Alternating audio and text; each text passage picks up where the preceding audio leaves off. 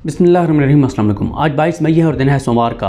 पिछली वीडियो में मैंने आपको बताया कि आज के दिन कौन कौन से केसेस हैं, ये हफ़्ता क्यों इंपॉर्टेंट है और क्यों इस हफ़्ते में फ़ैसला हो जाएगा कि अदलिया सर्वाइव करेगी या अदलिया के मुखालिफ जो क़ुव्वतें हैं वो सर्वाइव करेंगी, कौन जीतेगा कौन हारेगा, ये इस हफ़्ते में या मैक्सिमम 2 हफ्तों में फ़ैसला हो जाएगा। उसमें से एक चीज़ मैंने आपको बताई थी कि एक इंक्वायरी कमीशन बनाया गया है ऑडियो लीक्स के ऊपर। उस पर बात करते हैं क्योंकि देखें ये जो मौजूदा हुकूमत है, PDM सरकार है, शरीफ ख़ानदान है, नवाज शरीफ हैं, आसिफ अली जरदारी हैं, बिलावल भुट्टो जरदारी हैं, मौलाना फजल रहमान हैं, वो डेस्परेट हैं किसी तरह से काजी फ़ाइज़ ईसा का अब तो वो उनके दौर का भी आने का इंतज़ार नहीं कर रहे। वो चाहते हैं कि उससे पहले काजी फ़ाइज़ साहब को रोल मिल जाए, उनको इंपॉर्टेंस मिल जाए। इसके लिए उन्होंने कानून साजी की कि बेंच बनाने में काजी फ़ाइज़ साहब का किरदार होना चाहिए। फिर उसके बाद जब वो नहीं हुआ, फिर उन्होंने एक और काम किया जब काजी फ़ाइज़ साहब ने एक फ़ैसला दिया कि सुप्रीम कोर्ट जो है वो 184(3) के केसेस की समाअत रोक दे। उसमें मेन इलेक्शन वाला केस था। तो शहबाज शरीफ साहब बादशाह सलामत बड़े खुश हुए, काजी साहब पर बड़े मेहरबान हुए। उन्होंने कहा क्यूरेटिव रिव्यू वापस लेने के लिए फ़ौरन दरख्वास्त दायर करो सुप्रीम कोर्ट में कि क्यूरेटिव रिव्यू उनके खिलाफ जो पेंडिंग है वो वापस लेते हैं। उसके बाद काजी फ़ाइज़ साहब ने एक लेटर लिखा शहबाज सरकार को। उसके ऊपर शहबाज शरीफ साहब ने काबीना का इजलास बुला लिया और काबीना का इजलास बुला के रजिस्ट्रार को फौरी तौर पे उसको वापस बुला लिया। ये अलग बात है कि ना रजिस्ट्रार वापस गया, ना वो जो काजी फ़ाइज़ साहब को वो किरदार देना चाहते थे बेंच बनाने के वाले से वो अब तक मिल सका। और बहरहाल इंतज़ार कर लें थोड़ा सा, काजी साहब के आने का ज़्यादा टाइम नहीं रह गया।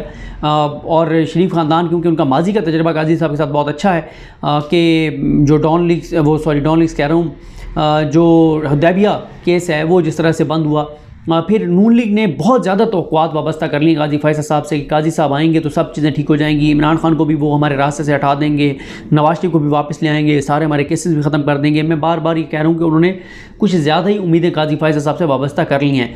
अब एक और काम उन्होंने ये किया कि उन्होंने एक इंक्वायरी कमीशन बना दिया है और 3 जजेस पर मुश्तमिल, जिसमें जस्टिस काजी फ़ाइज़ साहब उसके सरबराह हैं, उनके साथ जस्टिस आमिर फ़ारूक साहब और जस्टिस नईम अफ़गान साहब जो हैं, जो चीफ जस्टिस हैं बलूचिस्तान हाई कोर्ट के, वो इसमें शामिल हैं। इसमें एक तो नून लीग ने अपना माइंड भी डिस्क्लोज़ कर दिया कि काजी फ़ाइज़ ईसा साहब के बाद अगर किसी जज को वो पसंद करते हैं, उसको समझते हैं कि वो उनके हक़ में कुछ चीज़ कर सकता है, तो वो दूसरे नंबर पर जस्टिस आमिर फ़ारूक साहब हैं जो chief justice Islamabad high court के, उनके ऊपर नून लीग इस वक्त बहुत डिपेंडेंट है और बहुत ज़्यादा उनको अपने एक शो करवा रही है कि वो हमारे बहुत करीब हैं। ये जजेस के लिए कोई अच्छी चीज़ नहीं है। पहले ही आमिर फ़ारूक साहब के हवाले से काफ़ी चीज़ें मुतनाज़ चल रही हैं। जो इन्होंने इमरान खान की गिरफ्तारी जिस तरह से हुई थी वो दुनिया ने देखी और उसको उन्होंने कानूनी करार दिया। फिर उसको सुप्रीम कोर्ट के 3 जजेस ने कहा कि खैर है नहीं, खैर कानूनी है ये फ़ैसला। फिर हाई कोर्ट के 2 जजेस ने भी कहा कि गिरफ्तारी दुरुस्त नहीं थी। फिर आज तक FIR दर्ज नहीं हो सकी जो आमिर फ़ारूक साहब ने गई थी। तो आमिर फ़ारूक साहब पर पहले भी बहुत से सवाल आते हैं। फिर इमरान खान की एक ऑडियो आ चुकी है जिसमें इमरान खान कह रहे हैं कि आमिर फ़ारूक साहब का कि वो ऑर्डर्स लेते हैं और ये सारी चीज़ें।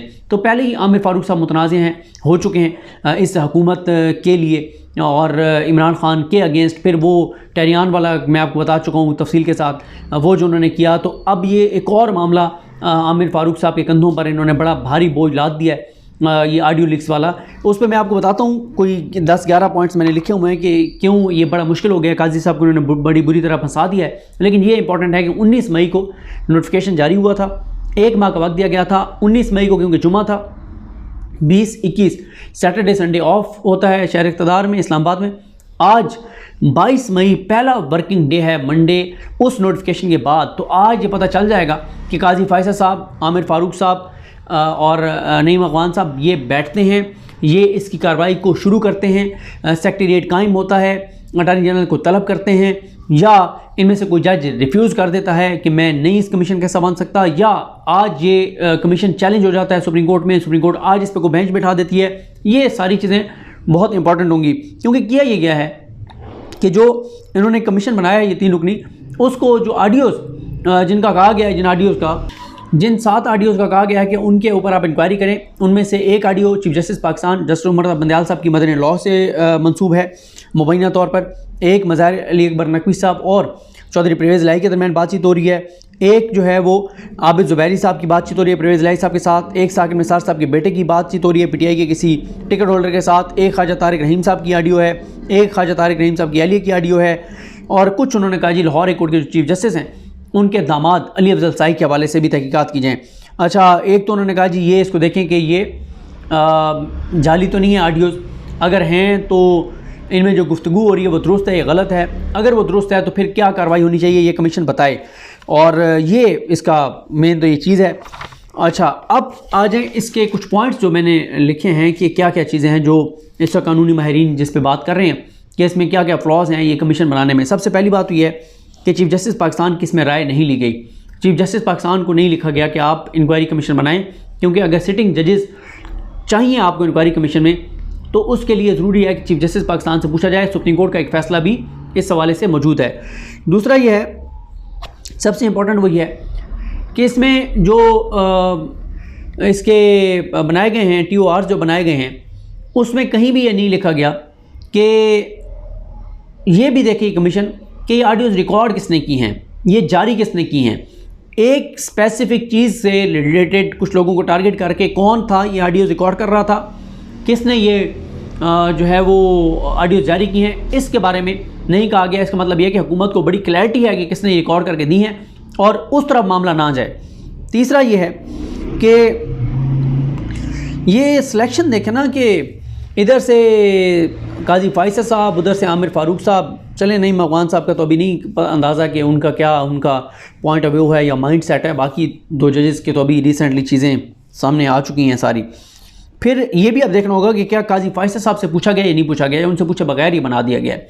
क्योंकि जो हुकूमत तासुर दे रही है, हुकूमत तो ये तासुर दे रही है कि हमारे मामला तय हैं काजी साहब के साथ, बैक एंड पे हमारा राब्ता भी है, हमारी बातचीत भी है, और उनसे बात करने के बाद हम ये कमीशन बनाया है। हुकूमत ये तासुर दे रही है कि हम राब्ते में काजी साहब के साथ, PDM ये तासुर दे रही है, तो वो हमारे लिए ये काम करेंगे। तो मेरा नहीं ख्याल कि काजी फाइसद साहब जो है वो इस तरह से जिसे कहते हैं कि PDM को सर्व करेंगे उनके पर्पज़ के लिए, जो उनका इस वक्त मकसद है वो सारे पाकिस्तान को पता है, बच्चा बच्चा जानता है। और ये भी हो सकता है ये इनके लिए दो-धारी तलवार भी साबित हो सकता है ये नोटिफिकेशन। पहली तो अगर सुप्रीम कोर्ट इसको नहीं रोकती और वो कहते हैं ठीक है करें जो कमीशन करे, क्योंकि इस कमीशन की जो फाइंडिंग्स हैं वो बाइंडिंग नहीं है फोरम्स के ऊपर, तो ये भी हो सकता है कि काजी साहब ये शुरू करें और वो मामले को उस तरफ ले जाएं कि पहले तो आए ना ये रिकॉर्ड कौन करता रहा है। क्योंकि हुकूमत को बहुत तौक़ुआत हैं काजी साहब से कि हुकूमत ये तासुर दे रही है कि मैच फिक्स है काजी फाइसद साहब का और हमारा, लेकिन बड़ा मुश्किल होगा काजी फाइसद साहब के लिए कि वो ये चीज़ शुरू करें और ख़ुद वो जो कहते रहे हैं कि रिकॉर्डिंग नहीं होनी चाहिए और ये सारी चीज़ें नहीं होनी चाहिए, तो वो अब इस चीज़ पर इस पर तहकीकात ना करें। उसके बाद मैंने आपको बता दिया कि इसकी फाइंडिंग जो है वो बाइंडिंग नहीं होगी किसी फोरम के ऊपर। फिर यह है कि अगर काजी फाइसद साहब इसमें बैठते हैं और वो कोई फाइंडिंग दे देते हैं तो फिर सुप्रीम जुडिशल काउंसिल में काजी फाइसद साहब नहीं बैठ सकेंगे।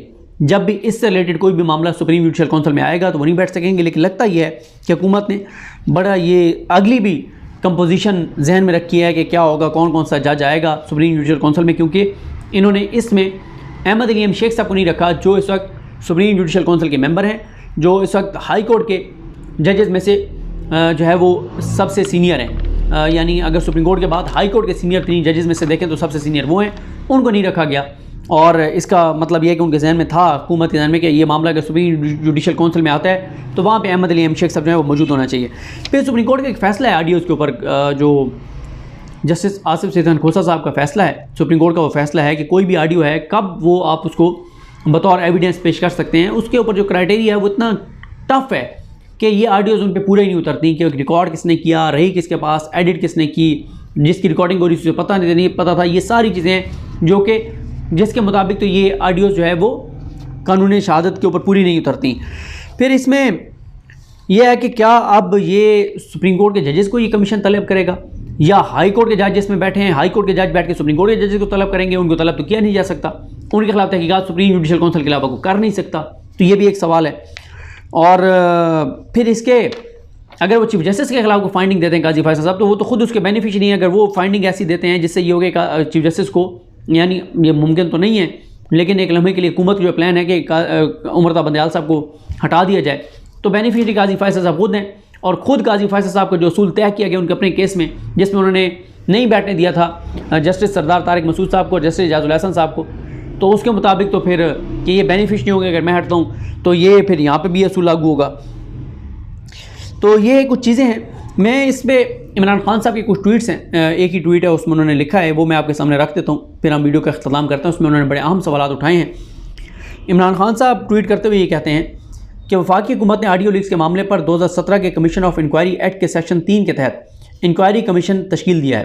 ताहम वफाकी हुकूमत की जानिब से तरतीब दिए गए टर्म्स ऑफ रेफरेंस में एक सोचा समझा नुक्स और खला मौजूद है। यह जानबूझकर छोड़ा गया है। ये TORs उस पहलू का हरगिज़ अहाता नहीं करते कि वज़ीर-ए-आज़म के दफ्तर और सुप्रीम कोर्ट के हाजिर सर्विस जजेस की गैर कानूनी और गैर आइनी निगरानी के पीछे कौन है। कमीशन को इस तहकीक का इख्तियार दिया जाए कि अवाम और आला हुकूमती शख्सियात की टेलीफोन पर की जाने वाली गुफ्तगू की टेपिंग और रिकॉर्डिंग में कौन से ताकतवर और नामालूम अनासिर मुलविस हैं। यह आइन के आर्टिकल 14 के तहत प्राइवेसी के हक़ की संगीन खिलाफवर्जी है। फ़ोन टेपिंग के ज़रिए अवाम और आला शख्सियात की निगरानी और उनके माबैन की जाने वाली बातचीत तक गैर कानूनी रसाई हासिल करने वालों का ही मुहासबा ना किया जाए, बल्कि इस डाटा को काट छाँट कर उसके मुख्तलिफ हिस्सों को तोड़ मरोड़ कर सोशल मीडिया को जारी करने वालों से भी बाज़पुर्स की जाए। कानून की हुक्मरानी के साए में पनपने वाली जमहूरियतों में रियासत की जानिब से शहरियों की ज़िंदगी के बाज़ पहलुओं में अपनी मर्ज़ी से मुदाखलत की हौसला शिकनी की जाती है। जब भी रियासत यूँ गैर कानूनी तौर पर फ़र्द पर पहरे बिठाती है या उसकी निगरानी करती है तो आर्टिकल 14 के तहत उसे मुयस्सर प्राइवेसी और शख्सी वक़ार के हक़ पर ज़द पड़ती है। हाल ही में खुफिया तौर पर जारी की जाने वाली बाज़ कॉल्स ऐसी थी जो असूलन वज़ीर-ए-आज़म के दफ्तर की महफूज टेलीफोन लाइन पर की जाने वाली गुफ्तगू के ज़ुमरे में आती थी। इसके बावजूद उन्हें गैर कानूनी तौर पर टेप और काट छाँट कर रद्द-बदल करके जारी किया गया। इस टेपिंग में कार फरमा ये दीदा दलेर अनासिर बज़ाहिर वज़ीर-ए-आज़म की दस्तरा से बाहर दिखाई देते हैं और यूँ महसूस होता है कि उन्हें उनका इल्म तक नहीं। ये किरदार हैं कौन जो कानून से बालातर हैं, मुल्क के वज़ीर-ए-आज़म के भी मातहत नहीं और पूरी ढिठाई से शहरियों और आला शख्सियात की खिलाफ कानून निगरानी करते हैं। कमीशन की जानिब से इन अनासिर की निशानदेही नागुज़ीर है। ये इमरान खान साहब का ट्वीट है, ये उनका मौक़िफ़ है इस पर। तो ये मामला है, देखते हैं बहरहाल जनाब कि सूरत हाल क्या बनती है। काजी साहब इनकार भी कर सकते हैं, कोई और रुकन भी इनकार कर सकता है, लेकिन हुकूमत ये तासुर दे रही है कि हमारी मामला तय हैं। इन मेंबर्स के साथ बातचीत हुई है और हुकूमत ये तासुर दे रही है कि जो हम चाहेंगे वही आएगा। इस फाइंडिंग से जो कि मैं इत्तफाक नहीं करता हुकूमत के इस तासुर से और हुकूमत के इस जो एक वो दे रही है कि जो परसेप्शन वो बना रहे हैं। तो देखते हैं, ये चैलेंज भी हो सकती है। सुप्रीम कोर्ट इसको कमीशन को सस्पेंड भी कर सकती है, यानी इसको वो कर सकती है गैर आइनी गैर कानूनी भी करार दे सकती है। इसमें से कोई मेंबर भी कह सकता है कि मैं नहीं बैठता और ये भी हो सकता है कि ये काम शुरू करे तो काजी साहब उस तरफ चले जाएं जो जिस तरफ उनको जाना चाहिए, जो उनके हामी भी इस बात को कह रहे हैं। तो बहरहाल देखना होगा। लेकिन लड़ाई जो है वो आर और पार में बिल्कुल आर या पार की तरफ जा रही है और मेरा ख्याल है ये हफ़्ता तय कर देगा कि अदलिया सर्वाइव करेगी या नहीं। उमर बंदियाल साहब अपनी अदालतों की इज़्ज़त वक़ार एहतराम के लिए जो कि बिल्कुल नहीं रहा, उसके लिए कुछ करते ही नहीं करते। क्योंकि उमर बंदियाल साहब ने सोमवार की हेयरिंग 15 मई की हेयरिंग में ये कहा था कि जिस तरह से माहौल बना हुआ है इसमें आइन पर अमल दरामद कैसे होगा और कैसे, मतलब उन्होंने कहा जब जंग का माहौल होता है तो कानून खामोश हो जाता है, लेकिन जंग तो नहीं है पाकिस्तान में। जितनी इस वक्त जो चीज़ें हो रही हैं, मेरा ख्याल है यही वो वक्त होता है जब अदालतों को आइन पर अमल दरामद भी कराना होता है, शहरियों के आइनी और जो इंसानी हकूक़ हैं उनको वो दिलवाने भी होते हैं, और जो गैर आइनी गैर इंसानी सलूक हो रहा है उसको रुकवाना भी होता है। और आइन को जो इस तरह से पामाल कर रही है हुकूमत, उस पर आइन तोड़ने वालों का मुहासबा भी करना होता है और आइन पर अमल दरामद भी कराना होता है। तो मेरे ख्याल ये बेस्ट टाइम है अपनी अदालतों की रिट मनवाने का और आइन पर अमल दरामद करवाने का। लेकिन बंदियाल साहब ये समझते हैं कि नहीं, ये टाइम नहीं है। तो ज़ाहिर है फैसला उन्होंने करना है, वही चीफ जस्टिस पाकिस्तान है। मौरख जब लिखेगा कि ये पाकिस्तान में इंसानी हकूक़ की पामालियाँ हो रही थी, सहाफ़ियों के साथ ये हो रहा था, ये लोग लापता किए जा रहे थे, ये जुल्म जबर तशद्दुद हो रहा था, आइन मुअत्तल था, तो चीफ जस्टिस पाकिस्तान कौन था? ज़ाहिर है मौरख तो लिखेगा कि उमर बंदियाल साहब चीफ जस्टिस से जब अदालतों को बिल्कुल टके टोकरी कर दिया गया था कि अदालतों के जजेस और उनकी फैमिलीज़ भी महफूज नहीं थे, उनको 2-2 टके के लोग धमकियाँ दे रहे थे, तो मौरख ज़रूर बंदियाल साहब का नाम लिखेगा। तो बंदियाल साहब के पास भी वक्त कम है कि वो तारीख़ में अपना नाम किस तरह से लिखवाना चाहेंगे। मुझे अपनी दुआ में याद रखें। हम सब कामयाब। अल्लाह हाफ़िज़।